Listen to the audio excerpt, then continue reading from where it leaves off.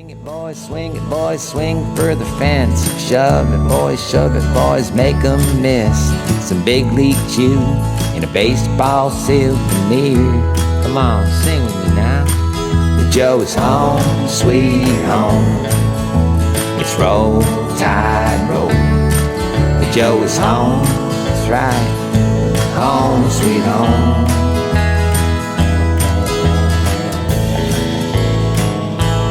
Hey, look, is that Roll Tide Willie over there? Blitz, Bama, Blitz. Thanks once again to Peter Slight and his band Campland for our theme song, The Joe, written especially for this podcast last year. Much appreciated, Peter. Once again, Paul Graham here with the Weekly Joe podcast. I've got with me tonight Roger Myers, manning the Tuscaloosa Bureau, Griffen Smith, our Texas Bureau, Drew Champlin coming to you from Dangerous Hoover. We don't have Megan Dennis tonight. She is a little under the weather and also under a fire alert in South Carolina. You might have seen some of those wildfires, and said the smoke was kind of getting to her. So she's not with us tonight, and we'll have her back next week. But we're very excited this week as we get into Alabama baseball and weekend 3 of the season to have with us our very special guest, Ryan Phillips. You see him there? With Tuscaloosa Patch. He's the founder of Tuscaloosa Patch, big Alabama baseball fan, at the games a lot, interacts with us a lot on Twitter during the games, and we jumped at the opportunity to try to have Ryan here. Ryan, welcome. Hey, no, great to be here. You nailed it. Lifelong Alabama baseball fan. I joke with G.W. Keller, who's one of our big wigs at the sheriff's office here. Alabama baseball legend, who I have the opportunity to interact with a lot in his not civilian capacity. Sheriff's office capacity. That the culture here just means so much to me. Like, I remember going out and standing with him during the national anthem, getting to run the bases as a kid at the Joe. So it really is in my DNA as a Tuscaloosa native, but I'm more of a hard news, like politics, crime reporter, but I've really been here recently, and I guess it's more of a test for my mental health, to give me a break from covering blood and guts and crying. Now my dog's freaking out. I guess I'll have to let him out. But it's been great to get to take a break and actually start covering sport. Give me a quick sec. I'm sorry. Yeah, go ahead. Okay, go, buddy. But getting to cover sports because my master's degree is in community journalism, so getting to cover sports from a community angle, which, I don't have to tell this or the audience this, that when we look at Crimson Tide sports, especially the I don't want to say lesser appreciated, but anything other than football, something like baseball has a very community aspect to it. So I really do value that. I grew up around it. So like I said, just a pleasure just to get to talk about it, get to cover it, and really find that time in my own life to make it a priority. So happy to be here. Thanks for having me. Great. And your background originally, like you said, you've been a journalist. You grew up in Tuscaloosa. You tell us professionally what you've done before Patch, and then tell us a little bit about Patch and why it is the go-to outlet for news in Tuscaloosa. Well, go-to is really kind. I appreciate that. I grew up here. I always wanted to be the editor at the Tuscaloosa News, so I'd kind of, because I grew up reading. I learned how. That's my joke I tell at Rotary, is that I learned how to reading Cecil Hurt and Tommy Dees, Andrew Carroll, Tommy Stevenson, people like that. And I did. It was it was really hard to get my foot in the door, so I went my own prodigal son way. That I worked at the Anniston Star for a spell when I was in grad school, the Birmingham Business Journal, the Associated Press as a government reporter, the Weather Channel in Atlanta for a little bit. But my biggest stop that really kind of led me here was to get to work for 4 years in Starkville, which, again, one of our big SEC right down the road neighbors, and to really understand in another market what an SEC school meant to a community. I think that really and I can say this as a Starkvillian, baptized in their losses, that I saw fans, with a kind of spirit rooting for a school that didn't win like we Yeah, do. like we do. Yeah. And they still love it. So it was so much fun to get to really get ingrained in that culture. And then once COVID happened, I had the opportunity to come back here. Not that I got laid off, it was more just to protect my staff there. And Yeah. I got a great opportunity in my hometown. So that's how I ended up back here. I think we launched in July 2020. So I mean, we're getting Mhm. up on the 5-year anniversary, which is really exciting. But when I first started out, to like, I mean, since I'm on a sports podcast, I feel like I need to say that. But like, I really did think that there was a glut in the market that I was like, ain't nobody going to listen to me. Like, I needed to look for places that nobody was covering. So that's where I really looked at, your crime, politics, things which I already like had a background covering. But then after, 3 or 4 years, which I did sports from about 30,000 feet. But then I really did start to see, especially with Coach Saban's retirement, I think that Yeah. was really the watershed moment, that it was like, whoa, like, I really could see the impact of Alabama sports, not just football, like from a community level, because Community wide. Yeah. it had gotten so big by that point that it was hard. When you're always seeing your community on ESPN, things like that, it's like, what am I going to write? On University Boulevard or something Mhm. that's going to make a difference. And then I think I really, after kind of carving out a place here, that like I really started to see like, hey, I really can cover this, not as like a sports beat writer that's going to the press conferences, Mhm. doing the same thing everybody else is, but like finding a way to like write about it as, hey, I'm a townie just like everybody else here. Yeah. And I Yeah. really do look to like Cecil Hurt. That's the kind of the standard, to like be able to like fill that voice. Like, hey, I'm your community voice here. I'm plugged in. And we have a lot of great beat writers, but like it's different to be able to detach and to be able to write about it. More from, hey, I'll gladly admit I'm a fan. Mhm. Yeah. But I'll Yeah. still be able to say X, Y, and Z. So Sure.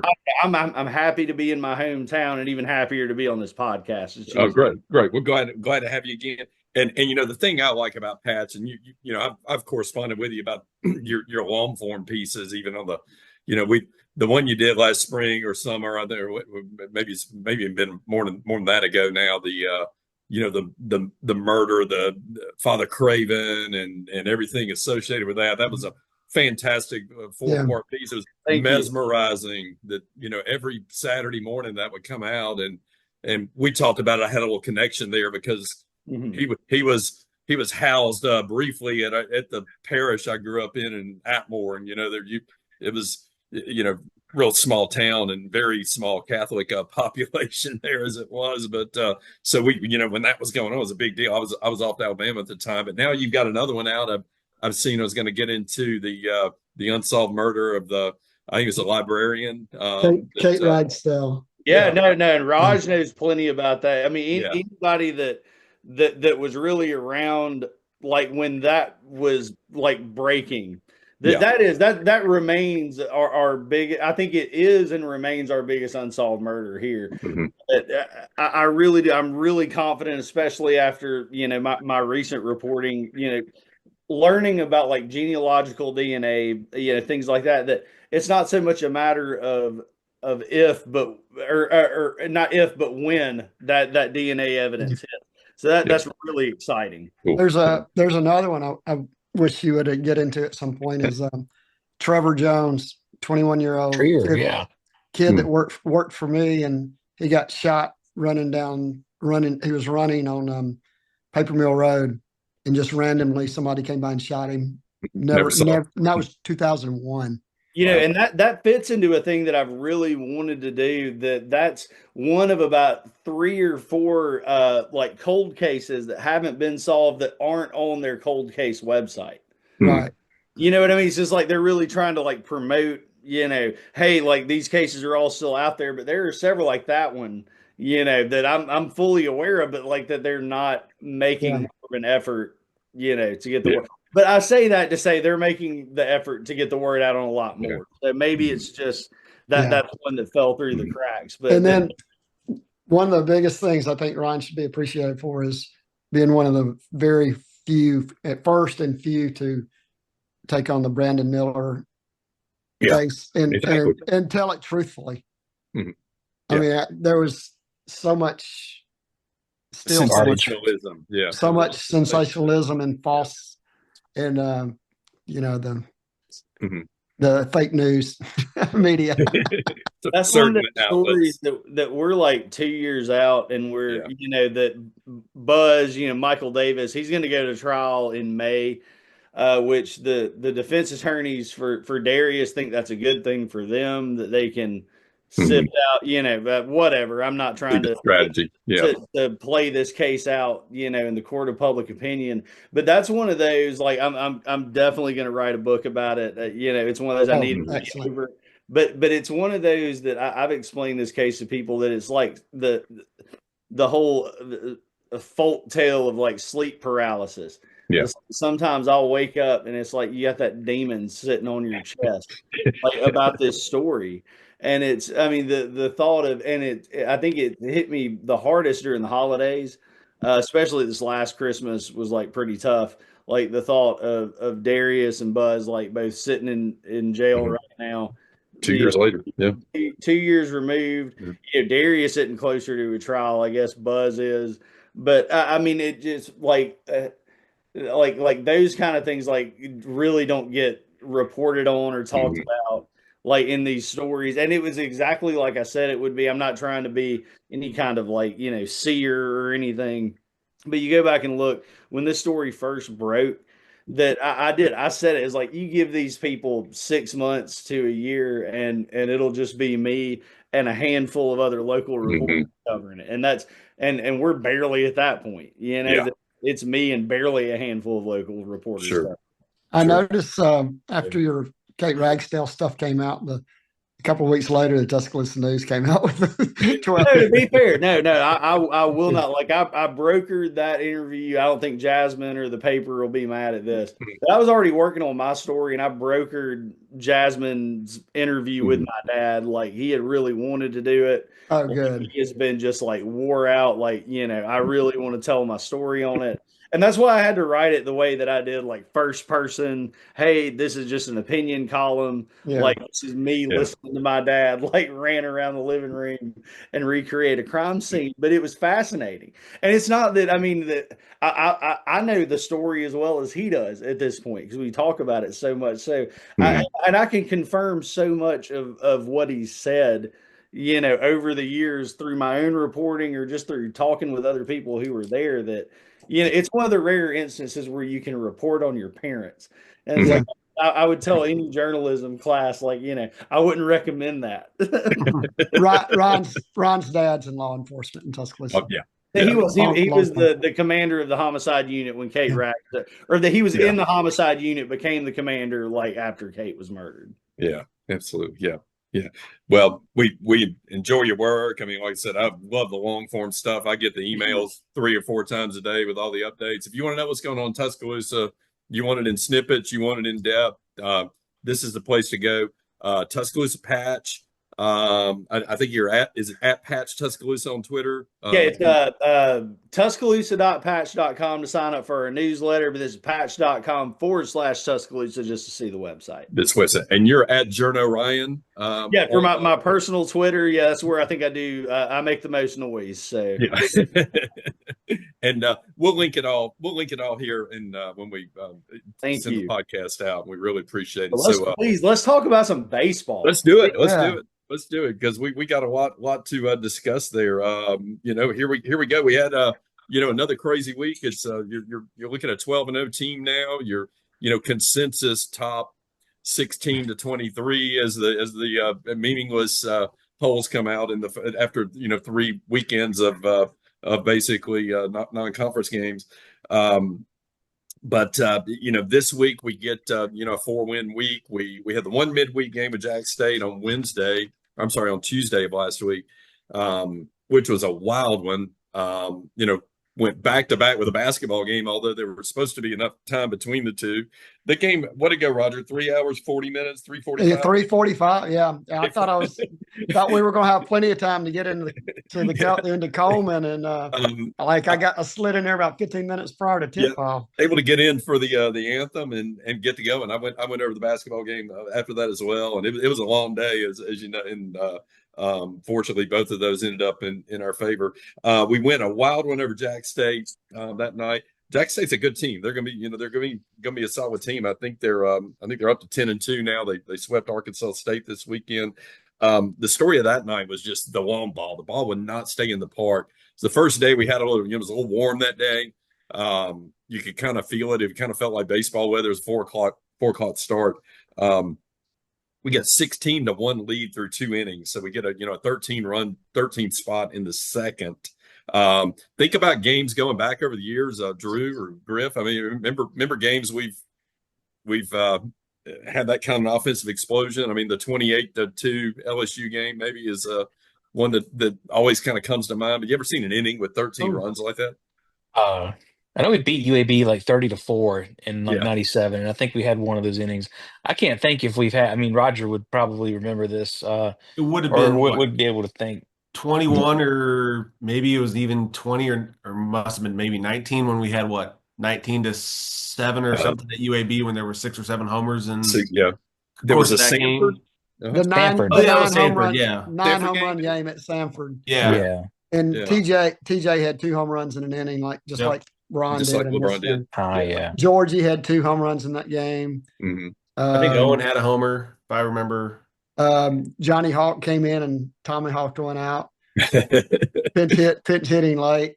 But it's like Mo and the coaches are listening to us. Last week we said, we got so many guys on base. I think it was 13 against Ohio State, and then they bring them all home in the first 2 innings. Which I know I wasn't upset with seeing that, but to your point, the ball was flying. It was warm. So I posted the little SpongeBob meme with the we leave too many guys on base or whatever during that game as we were clearing them every little bit.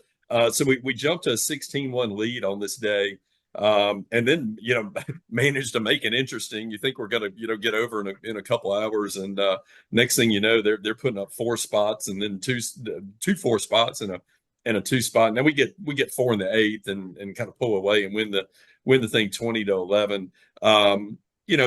Thoughts on that game, Ryan? Were you at that one, or were you covering hoops or something else that day? No, I was kind of out of pocket. I did keep up with it, and it's one of those things that I'm really excited about. How hot the bats are to start off. You don't see that during the cold weather, and it's been warm, but I mean it also they're still having to battle through that late winter type weather, right? But what I'm really seeing though is more what is this pitching going to look like once we get into SEC play? And I think that's what again, we are putting up runs en masse right now. It is really exciting to watch. But what's that going to look like a month and a half from now? Exactly. Yeah. And especially with looking at the pitching too, that Zane, and I think that was in your notes too, that everybody wants to be excited about him, but it's it seems like he's really struggling to get that really dominant start. But what I've really been excited about, and I've been out of my chair about, is Riley Quick. Is really seeing him pop the mitt, hitting 97, 98 consistently. So I don't know. It's one of those. The tournament in Jacksonville was a lot to be excited about. But again, all those teams were playing away from home. It's early. I'm just really trying, because I have seen a lot of Alabama baseball as of y'all. I'm really trying not to rank this team number 1 right now, but definitely I think I saw today, ranked 23rd. Yeah, 23rd D1 baseball. Let's go. They definitely deserve to be. But I can't get over it reminds me a lot of this the gorilla ball era from the 90s. These big fly balls. I want Brennan Norton's face tattooed on my back. He will be all SEC. I can just feel it in my bones. I've been saying it since scrimmage in the winter, so I'll keep saying it. Brennan told me yesterday his idea is to get his fat head put on a t-shirt. He's trying to get a deal together to do that. And then he said he wanted to do it. Then he said, let's do everybody get one. Yeah. So, and he does. He seems like such a spark plug. He is. He's for somebody who wasn't, I mean, like Raj, like this is a question for you. I mean, did you peg him as like an everyday guy? Like when we were watching him like in the winter? Well, my thought was when he came in that he would, he had played third base at Jacksonville, but for some reason they pegged him for second and Staten for third. Even Staten had played a lot of second base at Sanford before moving to third. Mm-hmm. And Brennan had never played second base before. Mm-hmm. And but he when he got here, he moved in one of my houses, so I had a lot of one-on-one time with him when he first got here, and he was like, "Yeah, I'm learning to play second base on the fly." And he said, he's basically, I'll do whatever they want me to. I don't, it doesn't matter to me. When you got a bat like that, you can do that, though, right? Yeah, wherever. That's right. And I remember in the fall, first time you saw it, you really fell in love with him because he was just murdering the ball all. And he hits the ball so hard. Exactly. I mean, and it is just something really exciting to watch. And he's done it in the first 12 games so far. So, I mean, it's really well, Paul and I were talking about yesterday. I guess it was yesterday. Yeah. That, at the time, Brian had 7 home runs before he got his 8th. And it's like, we're all excited about Justin and his 7 home runs. He said, but truthfully, Norton's really got 6 because he got one taken away from him. He had 5, but he had one taken away from him at Jacksonville. With that acrobatic catch over the fence. Right. Yeah. Go ahead, Griff. Yeah, it's something I think I was gonna say it's I'm with Ryan. I'm thrilled to see the start we've had, and it's a different cast of characters, obviously, from my comparison here, but I'm feeling very optimistic as we had felt in 2020, where we've got really quality arms. The bullpen looks really great. We've got defensive players all over the yard. We can hit it all over the place. Doing the quick stats based off of obviously where the COVID season ended, and now, we've got more homers. The batting team average is 40 points higher. We've got more RBIs. Troy coming up this week is, they're no slouch, but I'm feeling, this is the best I felt about a team heading, into the final weekend of, quote unquote preseason in quite some time. And there's a lot of really good positives I'm taking away from it. And Riley on the mound is definitely one. Does it hurt and this is something that somebody wanted me to bring up. Does it hurt our confidence? And I say I try to like radio shows. But does it hurt the confidence if we drop one of those before we get into SEC play, or do you really want to be undefeated going into that first SEC season? What do you think, Drew?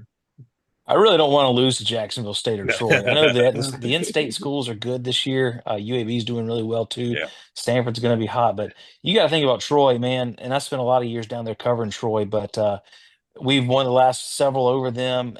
Some of them in like one-run fashion, heartbreaking fashion. When you think about the regionals. So big game, the regional. I mean, they're going to be amped up for that. They've got a pretty scrappy club, real offensive club. So interested to see. I won't think I'll be able to watch him yet. I'll be driving to Tuscaloosa, but I kind of wish that was like a Tuesday 6 o'clock game in 2 weeks or so. But I mean, Jack State's better, so it won't hurt. It won't hurt anything, I don't think, going in. But I really, really hope we can sweep the in-state schools. I mean, pretty much everybody's lost to somebody they shouldn't have lost. Right. You're right. And then Troy, I mean, basically, I guess it could be looked at as an upset if we did. I mean, according to D1, if we did win, but in the next round, that's right. Yeah. They're really good. I mean, they're good. And Alabama could probably do it too, but I think they would be more apt to play around with their pitching rotation just to try to win this game. Yeah, just to maneuver. Yeah. 11.7 podcast had a ranking of all the mid majors of the non-power fours, and you see it. I can't remember who one was, but Troy was 2 in that ranking.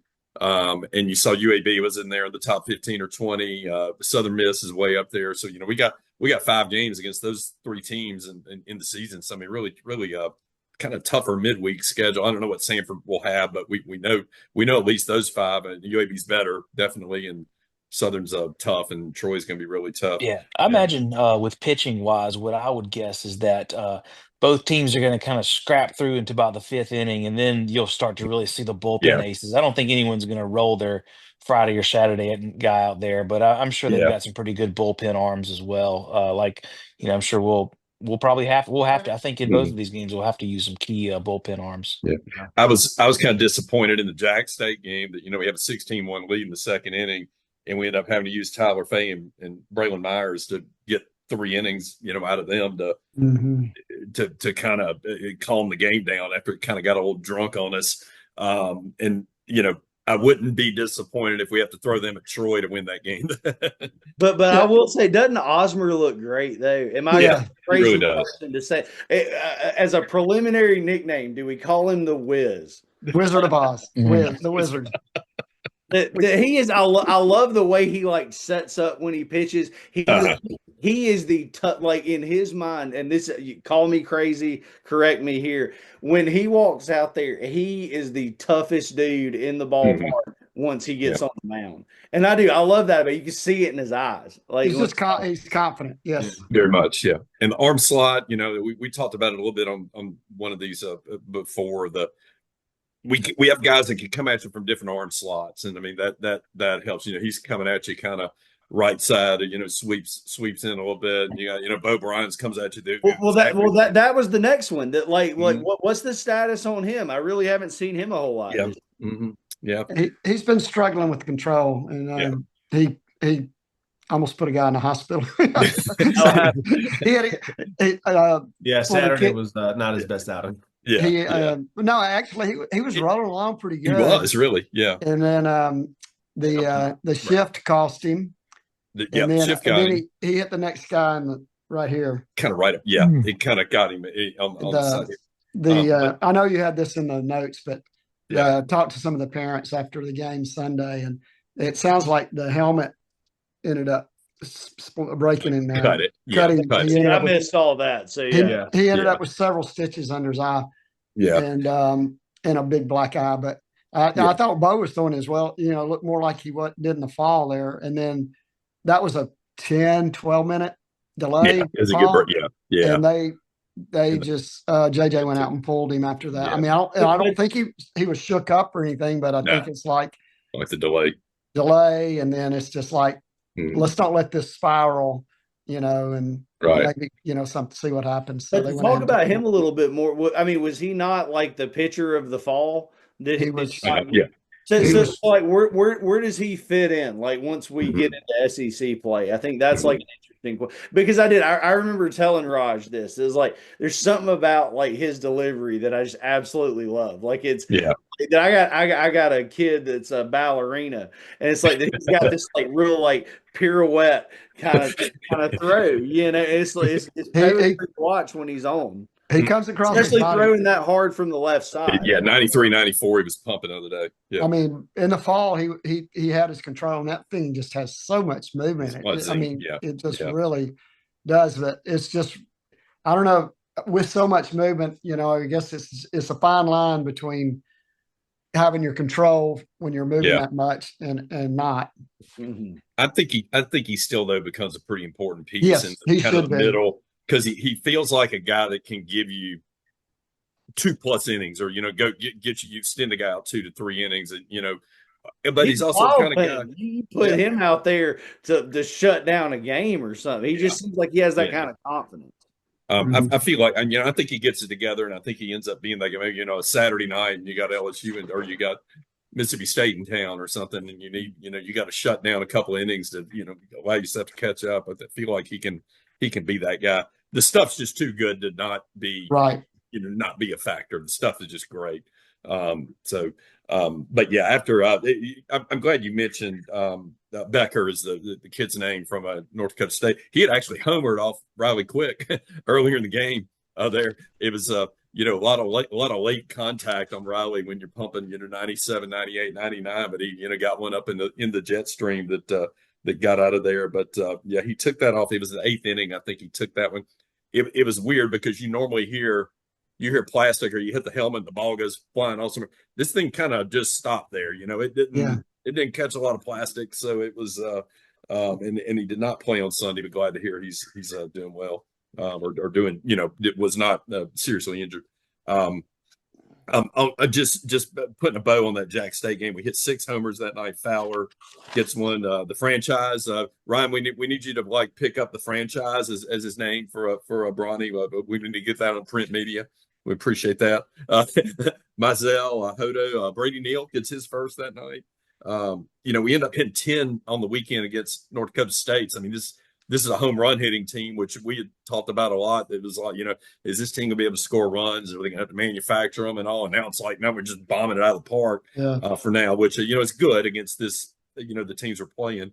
That's what says like Raj, like the team that like Andy and GW, well, they had like 2 or 3 guys that had over 30 home runs. No, they had 420 got home 420 guys. Yeah. You know what I mean? Like that's what this team reminds me of.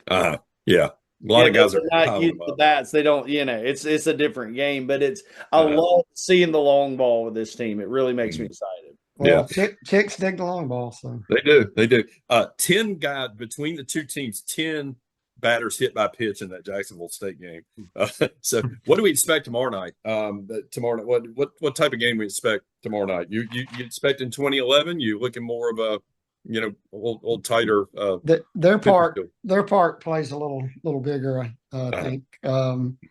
And Adam Vinatieri's going to be Aiden Vinatieri. Aiden Vinatieri. Adam's a hell of a. I don't know if Adam could pitch. He pitched, brother. Aiden Vinatieri's getting his first start in Alabama uniform after his Georgia Tech days. So we'll see how that runs. I'll say this. I'm just pulling, just so people kind of introducing Aiden, because we did have a question about, how would you handle the rotation of this week, and we'll talk about it in the Troy context. But Aiden does get the start. It will be his first extended innings in an Alabama uniform. He started 16 games at Georgia Tech last year. Chewed up 75 innings, by far the most on their team. Struck out 80, walked 22. I haven't seen that velocity from him to be an 80 strikeout guy, but maybe he's was doing something right and had control. I will say this, he gave up 19 home runs last year. He gave up 12 the year before. So he's been susceptible to the long ball, but has struck out a lot of guys and chewed up a lot of innings. So hopefully a guy that maybe figures in, maybe gets a, nice chew some innings up tomorrow at least, or at least gets us, kind of, so we don't end up with the type of game we had. Right. Just having 18 innings in the middle of the week with 27 on the. I mean, these 2 midweek games should be much more of a test than Presbyterian College. Exactly. So. Yeah. And that's the thing. Some of you stat guys can really educate me on that. I had somebody point out that they were like, if you really want to look at where Alabama's at right now, like look at the team ERA. Like where are we at right now with that? Interestingly, we're near the bottom. We're next to last in the conference. But and the argument, and I'll set this up and then we can debate it. The argument we're making is that looks great right now when you're playing Bradley and North Dakota State. Yeah. What does that look like once we start playing LSU? Exactly. Yeah. So what was interesting is just how good the top in the top rung of the conference right now. The LSU's and the Tennessees and 1.6, 1.8. Alabama's sitting at 3.95. 3.95 we will take. under four is amazing. Yeah, exactly. Exactly. But it's a little bit higher, but you've got a couple of outlier games there, but obviously the Jack State game, you give up 11. I don't know how many of those were earned. The Ohio State game, you fall behind, and everybody's on a pitch count too. So it's not like we're not deep in the season right now. Exactly. Yeah. Go ahead, Griff. You had something. Yeah, no, I mean, to your point, I know you had touched on that at one point over the weekend that, Auburn is a team that's not going to be as atrocious as they were last year. No. Florida's obviously got a deep pen as they usually do. And, it's sure, would I love it to be lower? Absolutely, but anything under 4 right now, I'm not gonna, be upset.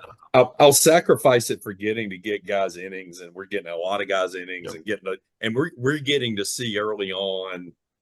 Okay, I think I see where this guy fits, or I think I see where this guy fits, or I think I see where this guy doesn't fit. You're maybe getting to get that feel where and you could sacrifice it because you're scoring so many damn runs, right? You're just piling them on so much. I'm flipping around. So even the first series of the year, it was like before Staten got hurt. They were like mixed. And I think Vaughn said that he had already had the infield layout, how he was going to do it that first series, just moving pieces around. Yes. It's so early to tell, but I was really interested when somebody brought that up. Yeah, you're going through the not to say cupcake, but these early stretches that like look at team ERA, and it was like it's like, man, we really could, we got room to work. Right. I think so. The North Dakota State series this weekend, we went 12-4 Friday, we went 9-7 on Saturday. That one got a little bit dicey there at the end, to say the least. We went 11-3 on Sunday, as expected. Tough road to hoe for that team. Roger, you talked to some of their parents, and we had a couple of them sitting behind us Saturday night or Saturday afternoon. This team not play a home game until I think the 28th of March. They're basically 6 weeks on the road. They've done they did a series at maybe it was Lamar and Rio Grande Valley. Dallas Baptist. Dallas Baptist. They're going up to New Orleans this weekend. They got they're playing Tulane. They're playing LSU on the way out there. But it was not a we used to talk about our teams a few years ago. It was like, but you look at the other team and you look at ours, it's like they look a lot better getting off the bus. This was not a great looking team getting off the bus, right? But their approach at the plate was pretty good. You saw a lot of guys fouling off multiple pitches on 2 strikes. You saw, guys hitting the other way. You saw a couple of arms pumping up in the 90s, and the ball left the yard a couple of times. So it was not it wasn't they're not winning games, but I think they get in conference play against their own play. I think Oral Roberts is their first. But in talking to those parents, both at the game Saturday and then yesterday afterwards, they're not, they're like, we know we're overmatched, but they do this pretty much every year. They have to, but they end up, they're picked pretty highly in their conference, and they had a lot of that shortstop leadoff hitter is really good. Yeah, it's good. And they fully expect him to be playing somewhere in the South next year. The left-handed that started Friday, we were impressed with him. To start with, and then the big donkey that came in after him throwing 95. Big old boy coming in and just like letting it go. I've already tampered with him on Twitter a little bit. Make sure you said we're not affiliated with the University. But they think maybe the first baseman, I think, was the other guy, and the shortstop, and then a couple of their pitchers, they fully expect that, they'll be elsewhere. For the kids' baseball future, if they want to have one, they're pretty much going to have to. Exactly. Yep. Not a bad looking group. So the Friday night game, we win this one 12-4. So let's talk about Zane Adams. I'm not concerned at all about Zane Adams. He went 88 pitches, a few too many pitches over 4 innings. But he struck a lot of guys out. I think he struck out 6. He walked like 3 guys. Got hit a little bit. I feel like his velo's down a little, maybe, from what we were seeing. Ryan, you saw a lot of practice in the fall. Well, down a little bit, couple of ticks, maybe. I'll put this on my brother, who was a college pitcher. He pitched at Shelton, and he really watched it close. So I'll put his observation on the grill here. That, like, as good as Zane is, it's like that he'll show out like for the first 2 batters of an inning. Right. then just work him, and it might have been his first 2 starts, but work himself into jams that he shouldn't be in. Yes, Like, that's a good point. You don't do that as a number one. Like you're out there shutting folks down, and I guess that's why I'm so high on Riley Quick is that he really does look like that big old tough, like dominant strikeout pitcher, and it just feels like I've seen it with my own eyes that like in some of those cupcake starts that Zane's out there kind of flailing, like he'll like get out of it, but is that like what does that look like if that same approach goes against LSU, Texas A&M, like some of these folks who really can't hit the ball and be patient at the plate. So, and he can come around. It's early. It's cold, absolutely, yeah. So it's not to write him off at all, but it's that's kind of been what we've been talking about. He's had he's definitely had. I'm sorry, he's had some Garrett McMillan type starts first inning. Yeah, that's a great comparison.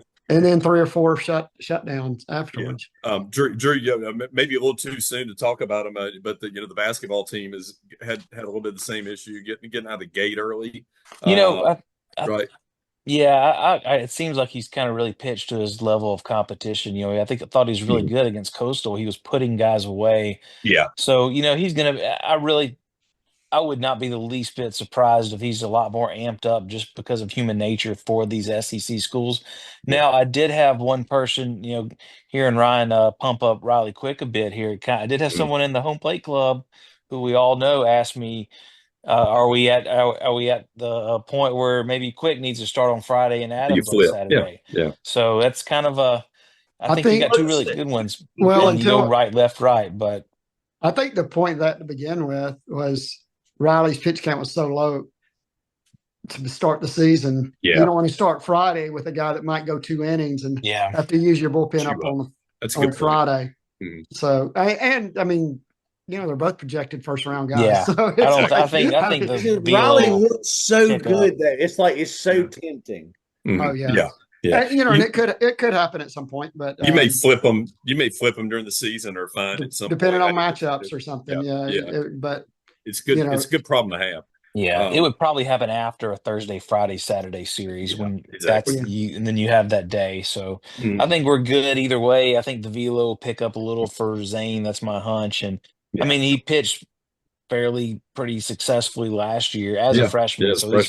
Not at all worried about Friday, Saturday. I mean, are we going to go throw 8 innings of one-hit shutout ball? I don't really think anybody is in this league, but we'll be competitive for sure. And that's why I'm in the same camp with you, Paul. I'm not worried about him. He did it well as a freshman. Maybe it's something mental. He's thinking about it. He knows he's the Friday night guy, quote unquote, right. And he's just got to get these jitters out of the way, and then he can finally get back to throwing the balls and strikes. You see his mental makeup though, and it's like just the other night he gives up 3 runs in the first inning. This happened on the first inning of the season against Bradley, but you can't tell by looking at him if he's got an 8-0 lead or if he's down. Right. Right. That's just his demeanor. I mean, the first 4 batters get on base and 3 of them score in the first inning, and then zeros. And then they did nothing. Yeah, right. So it's so again, you kind of go the Garrett McMillan thing is spot on. That's exactly what Garrett would do that, and oh hell, he ain't gonna get out of the first inning. Next thing you know, he's gotten into the 6th, and sets up your Friday for the weekend. But that was the whole thing that like one of my sources told me is like that looks great when we're playing Bradley. Yeah.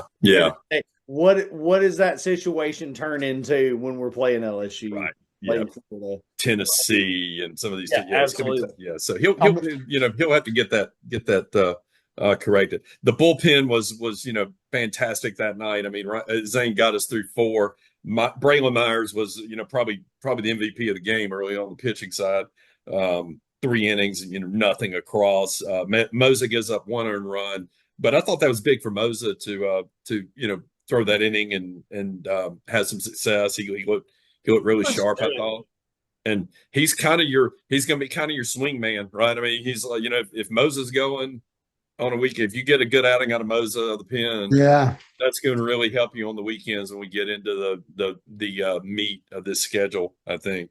And then Osmer strikes out the side to end it.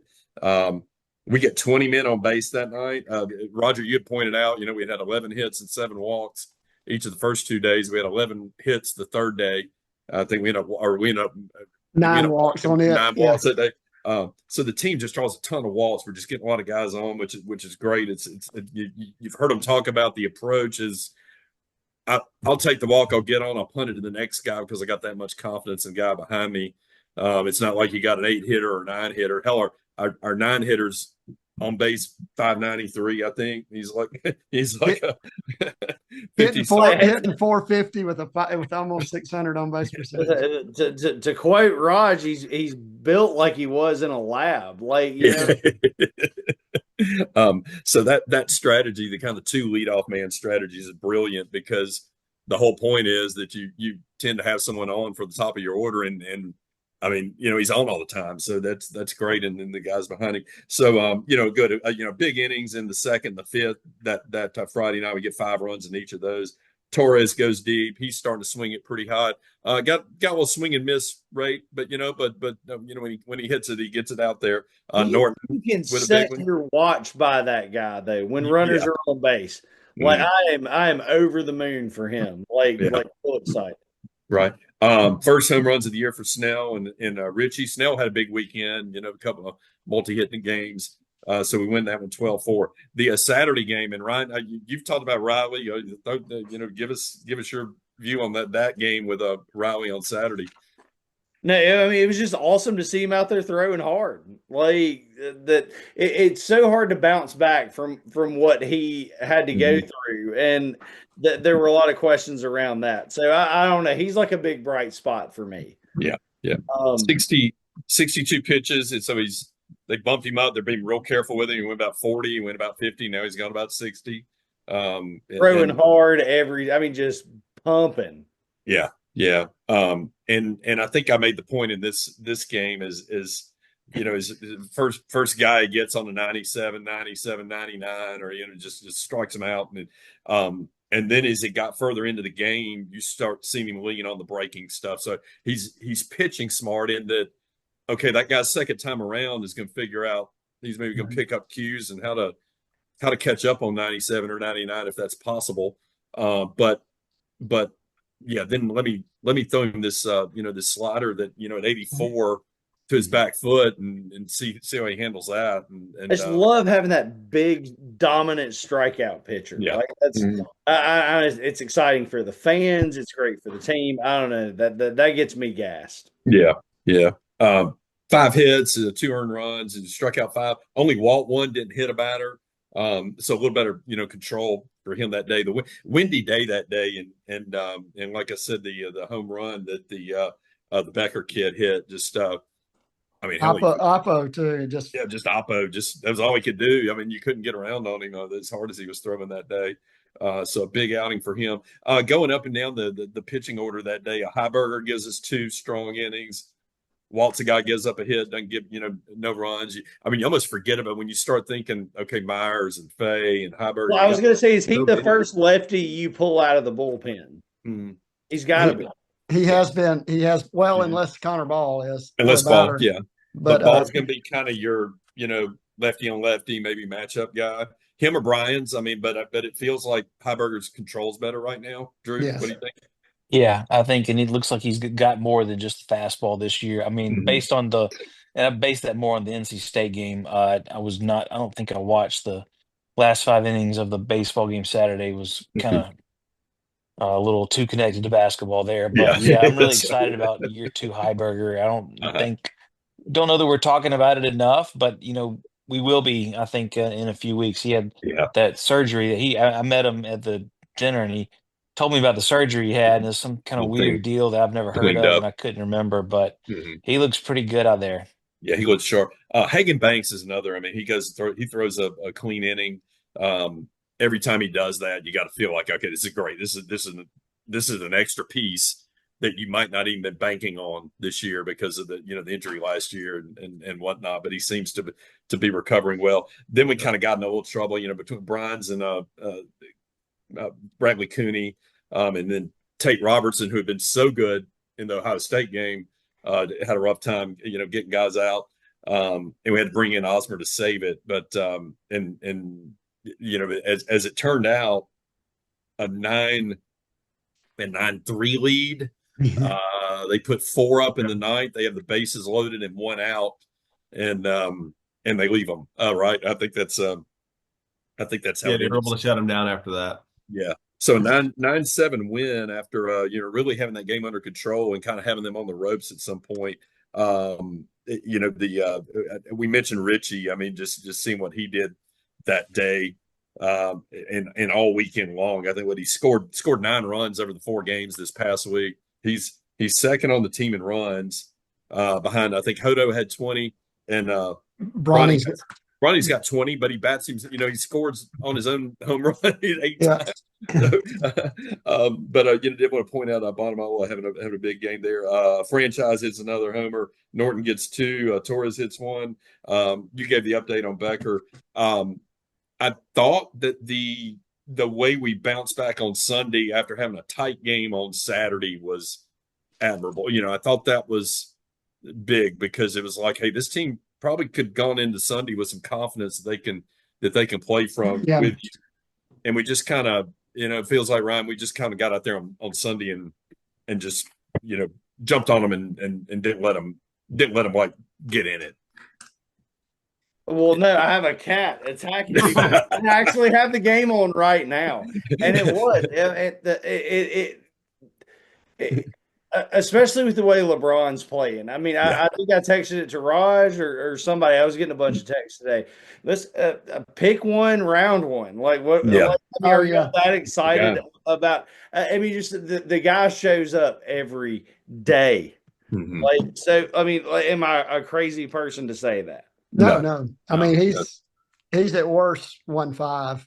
I mean, yeah. And by this time next year, very possibly could be a lot of talk about 1-1, depending on who's first and who needs what. I mean, is it the level of competition that we've seen in the first 12 games that they're just that bad that it's making him look that good, or is he really that good? He's really that good. I think so too. Yeah. I mean, he may not hit 8 home runs in 12 games in SEC, but I mean, he had 12 home runs last year as a very skinny true freshman. He filled out too. And hit 338 and was the all defensive. I mean, he's just he's just as they like to say these days, generational player. Yeah. Is he the best shortstop you've ever seen at Alabama, Raj? Yes. And I love Josh Rutledge. Who played in the big league. And Mikey White. But I didn't see Joe Sewell play, so contrary to popular belief, I wasn't around to watch him play. But I mean, we've had some good ones. Yeah. He's right there as the best player I've ever seen play at Alabama. Getting a lot of attention too. I mean, you're starting to see the national media. Baseball is kind of this. How it is a little tight. Well, it's not as widespread, but it's this kind of tight knit group. We kind of feel like we're in the middle of it because you're right. You're tweeting back and forth with those guys, and the football guys are such arrogant. Ivory Tower. But you see them. Everybody's noticing. You can't help but noticing, right? He's it's that big of a deal. I mean, you're seeing golden spikes thrown around already, which hey, I'm all for it. I mean, anything for publicity for this team and this program, I think is a great. You go back to you. So you say, greatest shortstop in history, best single season in Alabama history, aside from the Magadan 1983 season. What do you guys got? Kent Mathis. 2009. 9. 28 home. Was it 9 or 10? 9. 28 home runs. SEC Player of the Year. Yeah. Led the nation in home runs and hit 350 with 70th home run, 70th RBIs. I mean, it's hard to not say Shelton's season as an underclassman is up as there. As a freshman, pretty strong. Relative comp, but But I got so excited from that season. I thought he was going to be the guy. Yeah. Well, he would have been nice. He would have been nice to have paired with Brian and Gage Miller last year, wasn't he? Yeah. Gage would have played second base and then Shelton and Brian. Shelton at third. Yeah. He's shaping up. I mean, this, top 5 maybe, or top 3 or 5, as this goes on. I mean, if he keeps doing this, obviously he's right up there with Magnan. But yeah, I think it's great to see the recognition he's getting. All that to say, he hit the on Sunday. It was his 8th home run. The coolest thing to me is how, and I tweeted them all out, and I kind of tweeted it with the same intro. It was like everybody's got the phones out. It's almost like when you I don't know, think of an event. It was like one of the you can think of a basketball game or something when you got LeBron shooting the other LeBron shooting a free throw or doing something. It's almost like Deontay Wilder. You got to fight, and you're like, he's going to knock this guy out in some point, like maybe the 6th or the 7th or the 8th round, but like he's going to knock a guy out. And like to Rod's point, he had his phone out, and then I think it was one of the homers this weekend. He was recording, and then he said, "There's number 8." Like you just know when they go, it's coming. Yeah, right. Yeah, but I found 4 or 5 of them on Twitter of just different angles, and I thought it was real cool that it's like everybody's got the camera ready. Oh yeah, and I'm gonna keep harping on it. That's what I do every time Brendan Norton comes to the plate. I'm telling, like, I know some of you guys were there and need some validation for it. You saw the home run when they did the Derby that went off the top of the Crimson Ride bus. Somebody else saw it, surely. I was there. Unreal. That was the farthest run I've ever seen out of the Joe. Yeah, I mean, 5'9", 185. And I mean, built like a damn fire hydrant. Bron's like 6'3", maybe 180. 170. Yeah, maybe. No, I've never seen a ball hit that hard. It sounded so clean off the bat. And he did that all fall and all winter. And he's doing it with some cracked vertebrae in his back too. I mean, he's in pain, constant pain. And he's just slugging away. And just having fun. I mean, he's dancing, and he's he's the one that came up with the home run celebration, and he's just kind of in the middle. I do. I've been doing that when I finished doing the Mizuna thing, Ozuna. But the thing, like when they get to the dugout, where at least they're circling it now. That first day when we were seeing that, but right before the season started, I like, that might not fly. No. It is a fun team to watch. You can tell they're having fun. It reminds me a lot of 2023. Kind of, at the end of the season, that team just got loose. They were getting on the plane with their Hawaiian shirts on or their jerseys or what, just different stuff. And it's just a fun. I mean, baseball's a fun game. Why be so uptight, right? That had, that all had Jarvis's fingerprints all over it. Exactly. He was a big. Between he and Pinckney and Tommy and that some of those guys, but Jarvis has always kind of been. He's the one that came up with the disco helmet, and like the dressing up on the road trips, like either the Hawaiian shirts or the different things. So that was all Jim. Yeah. Before we put a bow on North Dakota State, the pitching on Sunday, Bobby Alcock. Hey, we were like, hey, maybe who's going to be this third starter. Seems to have asserted himself pretty well as that guy. Everybody feel pretty good about our Sunday guy right now. Glad to see the strikeouts. He seven and four innings. Mm-hmm. And I heard Rob say, he kind of got ambushed on the home run, but other than that, he was pleased with, walked a guy and that guy scored, which that's typical, but only one walk. And then a solo home run. So, you can live with that. Yeah. He's doing, for me, what he's doing, though, is he's avoiding the big inning. And I mean, that's, kick the Ohio State game out. But like the other day, there were a couple of points in that game where he could have, bigger things could have happened. And he's kind of rising to the occasion when you need it, getting the strikeout. You get 7 strikeouts in 4 innings. Obviously, it's pretty strong. I was pleased to see Austin Morris get out there and kind of go alpha on those guys. I mean, he had, felt like in the Ohio State outing, he looked a little shook up on the mound. They got a guy on base. He's throwing over too much. He was working too slow. He got out there and he hit a guy on like a 1-2 count. He hit a couple of guys, but that's the kind of mistakes he's got to avoid, is that, that mistake you make. You think about the mistakes those guys made to LeBron the other day on a 3-1 count on Sunday. That ball ends up out on out in the playground or off the sign. you got to avoid that when you're facing the LSUs of the world and the Floridas of the world and the Tennessees of the world.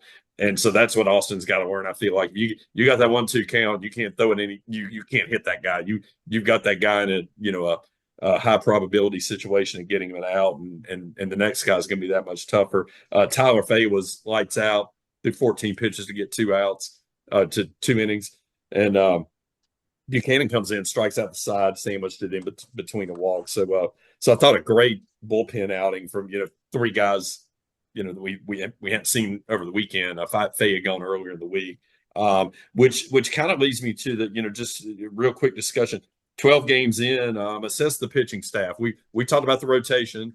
We kind of feel like we got our 3 guys that are our rotation guys. Tell me, 5 games in, do you expect those same 3 and in the same order, Drew? You think? It will not shock me if Friday and Saturday flip flop. Maybe after the Tennessee series, but I don't know that it would be because of performance. I think maybe starting with Riley, The going strategy. righty, lefty, and then the bullpen guys. I think we have, and I do think Alcock will stay Sunday. And the bullpen guys, I mean, you're Fay, Heiberger, Moza, Osmer. You need those guys to pitch well, and then you need Bo Bryans to step up, and we have so many arms. I know I'm forgetting Morris, some, but like but Braylon Myers, he's a guy. Banks, So I like Banks. So I like where we are with depth in the bullpen.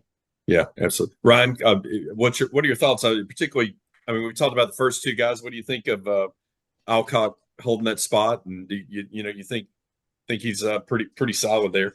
Well, I don't really have any thoughts on that. I'm more interested as to y'all's thoughts on who is the next guy, who's the number 4. Yeah. Like who is the next guy on the bubble that can be that? Yeah.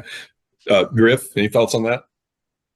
I mean, next guy on the bubble, I mean, based off performances of last year, I know that the competition hasn't been quite at the same level this year, but Tyler Fay could be another guy that jumps right back up there. I mean, I saw, seeing what Buck threw yesterday I thought was fantastic. I mean, he's finding his groove. I'll be thrilled with that.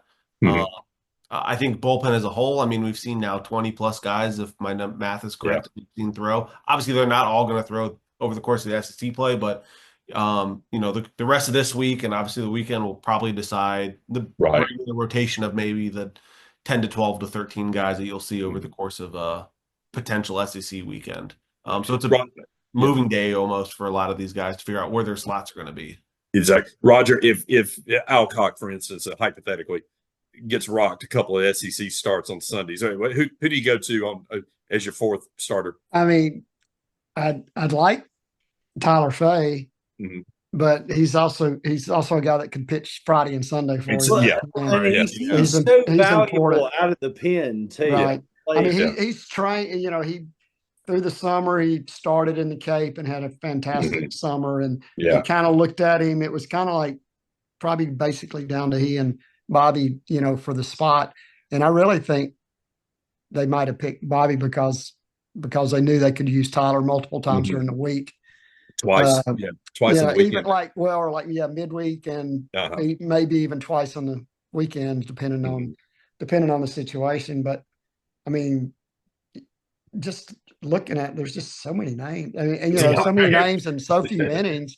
I mean, Cottrell's been good at times. Yeah. He was not so good the other night. Tate Robertson was great. Thank you. That was what I was going to say, that I watched him pitch during the JUCO World Series. Like, I'm a big local guy, Northridge kid, played at Salt State, watched him play during the JUCO World Series, and he's got stuff that works.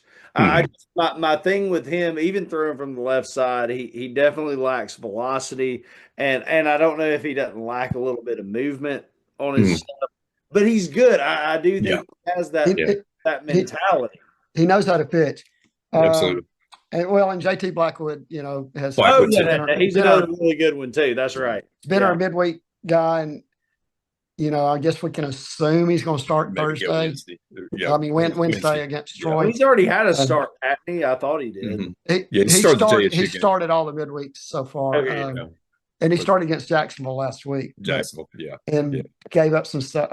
And we had some good news on Anthony Pacey Yeah. not having to have surgery. So Yeah. there's another arm back that Probably will be back in a couple of 3 weeks that rested a little bit. Yeah. that we've been impressed with. I know Paul and I have been all Mhm. through the fall and winter, and just a couple innings he's gotten to pitch so far in the. No, I would say I really like Blackwood, but I mean, looking at the schedule moving forward, we still have, Southern Miss coming up in a midweek after an SEC series. So depending on how those weekend series shake out, we need somebody kind of down the fort, so to speak, in the midweek. And if that's JT, I've liked what I've seen from him so far. Well, and an SEC is about to start, and then you're really probably not wanting to take Faye and put him in a midweek situation, right. If you don't have to. Now, one of the great, to sweep the series. One of the things that I was disappointed with the weekend was not getting the young guys some at bats. Yeah. Because it's kind of like we let that game almost get away, and then we were comfortable, but not enough. Entirely comfortable. Who are some of the young guys you wanted to see get some? Well, John Young Jr. John Young Jr. beat. JYJ's our guy. Yeah. But Mondago, Griggs, Duff, Steele. All those guys. Peyton Steele's got a ton of power. Yeah. And Duff can just run like nobody's business. Yeah. We're playing the only two catchers we have, so we don't have any, and then that was going to be the thing I was going to say. We got to be excited about what we got a catcher, right? Yeah. With those two guys, like that, I feel really good about Neal and Platt. Like it's just we can't afford either one of them to get hurt. You can't. Yeah. Sure. I think they've been adequate defensively. I hadn't really dug into how are they handling the pitchers, and I'm not seeing them. Oh, they can hit, but they've been more than adequate defensively. When Plattner's come in, he's usually done something with the bat, I think the way this lineup's structured, that's probably not a big hitting position. If they'll focus on catching and doing, they can be Jason Veritek out there and hit 235, and we're good with it as long as they handle the pitchers well with what else we got around them, right? I think whatever they do at the plate kind of is gravy at this point, maybe. They look comfortable there. Yeah. Yeah, I think so. And we thrown a few guys out. Caught a couple of guys running, flashing a little arm. I think Plattner shot down 2 guys the other day. If I remember right on Saturday, he did on Saturday, and so that's good. You're gonna face some teams that like to run, and so that's good. But yeah, I don't feel like there's. I'm like Roger. You really wish you would have gotten, by now you'd have had some of these guys up in the teens and in at bats, from some of your younger guys, but may just not be in the cards this year, and they just got to be ready when their number's called, and right. It might be eventually, and it might not. What we didn't, of all the names, we've thrown every name out there. Coleman Mizell tore the cover off the ball weekend. And even his outs were loud. I think I made that point. He almost didn't have much to show for it until those 3 hits right at the end. He was smoking it. 3 hits on Sunday. He's drawing a lot of walks. He's on base a lot. I had to pull up the stats again, see what his on base percentage was. But when I caught Richie's number was like 593, and I think the next highest on the team was like 537 or something like that. Ball's 537. Ball's 537. Yeah, and that's your 3-hole hitter, drawing a lot of walks. He's up to 3 homers, I think. Three home runs. Yes. So he's getting a lot of just a lot of hard contact, and that bodes well. That's what you want to see, that kind of a quality at bat. But he was swinging it, and even his outs were just. Do we have a hard hit ball stat in college? Yeah, they do give us the exit velo on the home runs, and so they have it charted. We don't always get the information. Yeah, but he has hit some loud outs, and a lot of those guys have. So that kind of puts a bow again, or kind of caps up the offense for this week and the pitching. Let me get a couple of listener questions. One was about who starts the midweek games, and obviously the we got the answer for tomorrow with Vinatieri, and we talked about him and his background at Georgia Tech. We talked a little bit about it. Who goes Wednesday? You think that's Blackwood? I mean, until proven otherwise, that's what I'm going to say. I mean, Yep. I would imagine it will be. Maybe a heavy bullpen game, kind of short leash, you figure? Probably for both of these, but yeah. he's got to balance out how many to use on Tuesday compared to on Wednesday. So that's true. Yeah. So hopefully Vinatieri's, got the pedigree to go maybe deep in games, as many innings if he can get you 4 or 5 tomorrow, that'd be great. Here's another one. Question from Haas Flowers, who gets this one every week.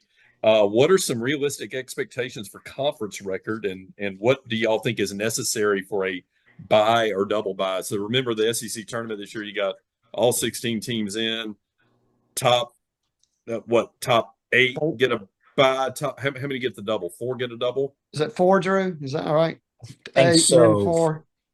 4, and then the next 2. I think it's 8 through 16 play that first game. Okay. And then so those 8. 4 winners play 5 through 8. Gotcha. And then those winners play 1 through 4. We'll need Marker Joe Healy to join us next week. They'll give us the pre-conference break. I think you're right though, Drew. That sounds right. Yeah. Just single elimination. So top 8 get a bye. Can you finish top 8 with this team? Right? Did you see top 8 right now? I mean, the problem is it's not so much you; it's everybody else, right? Right. We can be right in there. I think. I don't. Top 4 is pretty lofty aspirations. Yeah. I think the better question is, how many conference wins will it take to get you into a regional? And I think this year it could be as low as 12, maybe even lower if you start thinking like the softball kept getting the whole SEC for when you can go 8-23 in the SEC in softball and still get into a regional. So that's kind of what I'm curious about. Is how many wins? National seed. Yeah, it's crazy. I mean, can you go 11-19 in this league with the schedule we're playing and get into regional? I think we'll win more than 11 games, but what's that number going to be? I think if we get 15, we host. Oh yeah, that's another good point. Where that number was 17 or 18 a year or two, you could move it back and definitely. I mean, let's see. So we hosted with 16 in 2023, right? And we have 13 last year. I mean, we did. I think so. 5 teams had a 17-13 record, and I think 5 teams had 13-17. Yeah. I think I wrote it down. What was the number? 6 of the 14 had 17 wins or more. So is that So it's kind of it's a lot of it, and you had 2 kind of bottom feeders. Missouri and Auburn both have rough years. Missouri's still well on their way to being a bottom feeder. Exactly. Yeah. So we have 25 out of conference games. Yeah. 12-0 in those so far. Yeah. Go 20-5 at worst, 21-4, and then win 15 conference games. You're 36. 36 and 19. Yeah, you host. You probably get a host. And win 15 games against this schedule. It's got 8 ranked teams out of the 10 that we're playing right now, or something like that. Yeah. Expectation. I mean, you always kind of focus on 15. We've done this before, is like 14.5 or 15.5 over under. I mean, at 15, I think it's a 15-win team. I mean, it's a tough schedule. I mean, we certainly didn't get any favors, but you watch A&M coming out of the gate kind of struggling, and you thought they were the best, going to be shoe in to win the title this year, kind of struggling a little bit out of the gate. I'll say this: I think my expectations for this team is a lot higher than it was like 3 weeks ago. Now that I've seen them play 12 games and seen the pieces we've got and kind of how it's come together. Ryan, just any thoughts on that? You expect this team to be? I mean, it's hard to say you're just going to go out and contend and win the league, and that might take a 21-8 record. You think it's a 15-win team in the league? It's a marathon, like anything can happen. I've been chasing a dog, so that's all right. but I really do think if the pitching can really settle in, I think the bats are already good to go. So like I really do have a lot of faith, but it's a slog with like the league that we're dealing with. So Exactly. I'm going ahead and writing them off as CSW champs, but Yeah. Yeah. All right. One other we got Tyler Wilcox at Johnny MySpace gives us a question every week. This week, is throwing my tax refund on a Brawny Golden Spikes future a sound financial strategy? Ryan, you got investment advice for for Johnny MySpace? Bye. Is he a college student? I think so. Yeah, yeah. So he's probably getting $1,000 back or so. Yeah, I'd put it on there. There's worse money in college that you'll throw away. Or throw your money at, I should say, not throw it away. But yeah. Right. I just look forward to the opportunity potentially like run a fan vote campaign like we did for Noah Song Navy back in the 2019 season when he was in the finals for the Golden Spikes, and just remembering what a great job we did and winning him the fan vote that we know he won, all they won't say. Yeah. The thing I will say that I feel qualified to say is I covered Brent Rooker the year that he won the Triple Crown. It's one of those things that, like, at the start of the season, he was doing so great, but it really wasn't. It was locally exciting. It wasn't anything that they were talking about on ESPN every day. This is what that looks like. Yeah. That like really starts off that he is so hot just right out of the gate that it really does feel like that kind of Brent Rooker Triple Crown season. Not that Brawny is going to do that, but he looks great. Yeah. Well, he's a much sexier player than Rooker. Yeah. Rooker's a Major League All-Star. I mean, seriously, position. Right. I mean, flashier, plays shortstop. I mean, Rooker's a slugger, man. I mean, so good. So happy that he's doing so well with the A's, and they spent some money and kept him. Right. And you see what that kind of season shaped up to look like after Washington, and that's what he looks like right now. That he is just absolute gangbusters, right out of the gate. And I don't think he's going to let up, regardless of what the rest of the team does. I think he's going to be hot all year. Right. And the thing is, right now, it's like, the team's undefeated. You got a 12-0 team. You're one of 7 left in the whole country, but several of them are in the SEC. Well, I think 4 still in the SEC, maybe, or 3. The fact that the team is getting the kind of accolades they're getting, and you're built around this bona fide superstar, I think will only help to kind of enhance his profile and the team's profile as the season goes on. So yeah, John, I think Tyler, I think we're all in. Buy low now and cash it in and throw a party for the right field Rangers when he wins that thing. Or give it to baseball NIL. Give it to the NIL so he stays here next year. So all right, so that covers our listener questions. Again, we've talked about it this week. The game tomorrow got moved to 3:30, moved up for weather. So it's a 3:30 start with JSU. I put at the Joe. It's actually at their place. ESPN Plus will carry that game, so you got to queue up the app. Teach your help all your old friends to be able to find that. Wednesday 4 p.m. at the Joe. Troy comes to town. We talked about it. Probably the biggest midweek game of the season for us. You mentioned D1 had some. Griffen, you had it out there sending in the chat here a minute ago about them kind of building that up and pumping that up. It will be probably the biggest game in the country on Wednesday night. So that's at 4 at the Joe. Basketball's at 6, right? Correct. That's correct. So again, it's just plan accordingly. Friday, Saturday, Sunday, we go 6 o'clock, 4 o'clock, 1 o'clock with Presbyterian. The Blue Hose come to town. The Blue Hose have come to town. HOSE, by the way, HOSE. Let me make sure everybody gets that. Not like the garden tool, correct? No, right? So the Blue Hose will come to town. They're 6-6. They had a 4-game split this weekend with Eastern Michigan. They had a walk-off on Sunday, actually, to earn that split. That'll be at the Joe. All those games are SEC Network Plus. Again, Friday night at 6. Saturday at 4. Time change Saturday. I'm sorry, it's Saturday night into Sunday. So we spring forward and we go at 1 o'clock. Looking forward to that weekend. Again, kind of another tune up, probably a little step up in competition from last weekend. Maybe we'll see. But again, I think the midweeks are a little bit more of the highlight. And I will say too, I know that we were not the only Alabama baseball fan. Some of us watching remotely. Please, we need somebody else calling these games. It was I speak from Megan and I. They were, They bad changed is being generous. the guy Saturday and Sunday I thought was fine. Well, hey, Friday night was the Friday game, one. right? Is that Yeah. what it was? Friday was bad, right? I feel for the guy who does the varsity app that it is one guy and he is just doing play by play. Feel for him. He has nobody doing color with him, and he is trying really hard. Well, if Roger Hoover's if he's doing the radio, Roger does great. But on SEC Network, it's on the varsity app. Oh, okay. Rated on the scale of 1 to Lee Tracy.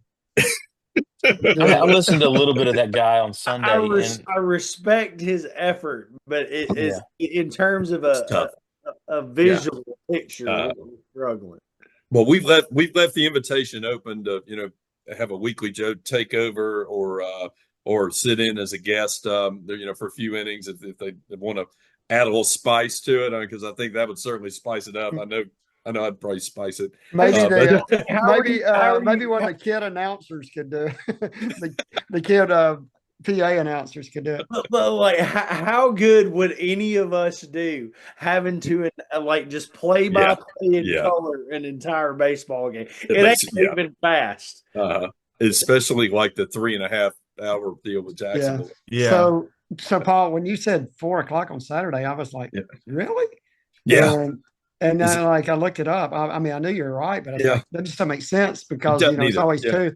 Well, Alabama Auburn basketball games at 1:30. At 1:30. Okay. And that gives us just enough time. I mean, I wish they would do that here for 3 o'clock on Wednesday instead, or give us enough time to. Exactly. But anyway, so that's good. I mean, although I don't know if I want to watch that House of Horrors. Oh no, let's see too on Saturday, but hopefully they don't have a lot of motivation after winning the league, but they will. We know they will. They're that good this year. Any other things in closing, Ryan? No, I'm just happy to be here. Thank y'all for. We appreciate you being here. Yeah, we appreciate you staying up late with us. It's a Weekly Joe After Dark, as Griffen said. We got a late start on this one tonight. We're more than pleased to have you again. Tuscaloosa Patch at Journo Ryan on Twitter. Subscribe to Patch. I mean, you get the updates all day long. You want to know what's going on in Tuscaloosa? That's where you go and dig in a little bit and find all those long forms that Ryan said.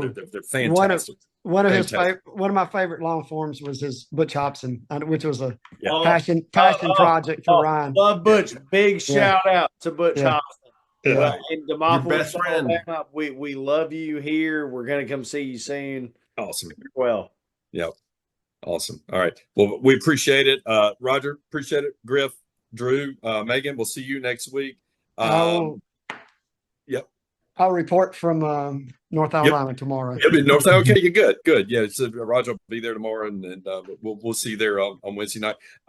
Many thanks as usual, Christian Sykes, who's actually on the Eastern Time Zone, so he's an hour ahead and stays up really late with us to do these things. Crimson Crossover for hosting us. All our usual suspects. Everyone follow us on Twitter at Weekly Joe Pod. We're up to over 550. Drew was insistent in the production meetings that we get on Blue Sky, so he set us up Blue Sky. We haven't done anything. If you want to save space, I guess you can come to the Weekly Joe podcast on Blue Sky. Yeah, right. All right. And many thanks again as we've done Griff for the Insta account and all the media that are doing a great job covering the team, including Ryan, Simon, Peyton, Will, Ryan, Nick, all you guys, the guys at VUA, everybody. I appreciate it. We will catch you again. Yeah, go ahead. No, thank you, Paul. Thank you. Yeah. No, hey, I appreciate it. Hey, glad to do it. Glad to have you, and we'll do it again sometime. We'll let Peter Slight take us away. All We'll right. see you next week. You need to listen to this, Ryan. Swing it, boys, swing for the fence. Shove it, boys, make 'em miss. Some big league chew and a baseball souvenir. Come on, sing with me now. The Joe is home, sweet home. It's roll, tide, roll. The Joe is home, that's right. Home, sweet home.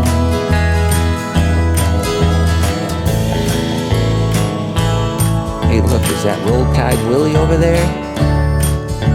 Well, it's Bama